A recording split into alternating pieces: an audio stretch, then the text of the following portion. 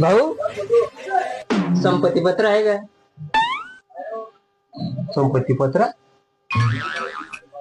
ते नाही का, ते नुकसान भरपाई पैसे त्याशिवाय पडत नाही, ते कुठेतरी जमा करणं पडतं म्हणे. संमती पत्र संमती पत्र काय घ्या फॉर्म भरून घ्या आणि तिथे जमा करून घ्या. हा म्हणजे कुठे भरायचा आता? तुम्हीच भरा ना आणि तुम्हीच तिच्यावर सह्या करून घ्या सगळ्या वारसदारांच्या. अरे आम्ही कुठे भरा, तुम्हीच भरून द्या ना हो, आम्हाला नाही जमणार ते. आम्ही नाही भरत ते, तुम्हीच भरून घ्या आणि सगळ्या वारसदारांच्या नावं सह्या करून जमा करून द्या तिथे. वारसदारांची नाव?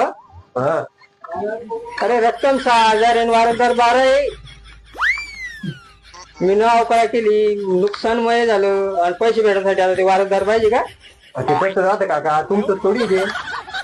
अरे 12 वारसदार 12 ठिकाणी आहे, कोणी मुंबईला आहे, कोणी पुण्याला आहे. त्याला आणत आणत इथे 5-6 हजार रुपये निघून जातील आणि मग आता काय उरण भावच्या.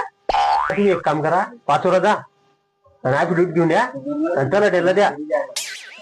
आपू भेट आद्रकचं भेट द्यायलाच नाही चालणार का तलाट्याला? काय झालं कोणते?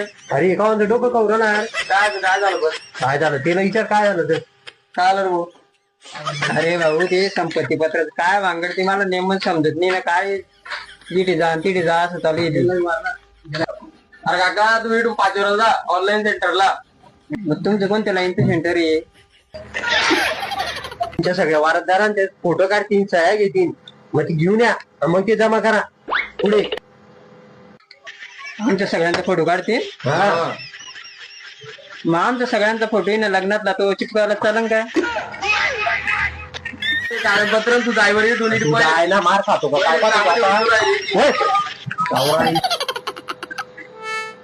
मी काय म्हणतो भाऊ, मी ते काय तिकीट लावायचं काय सांगू राहिले? अरे 20 रुपयाचं तिकीट लावा तिथे.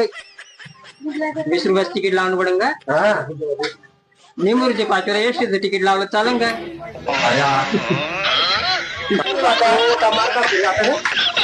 समजा चांगलं समजावून एकदा सांगू, दोनदा सांगू, आता येऊ नको बरं. अरे लय काम करू माता.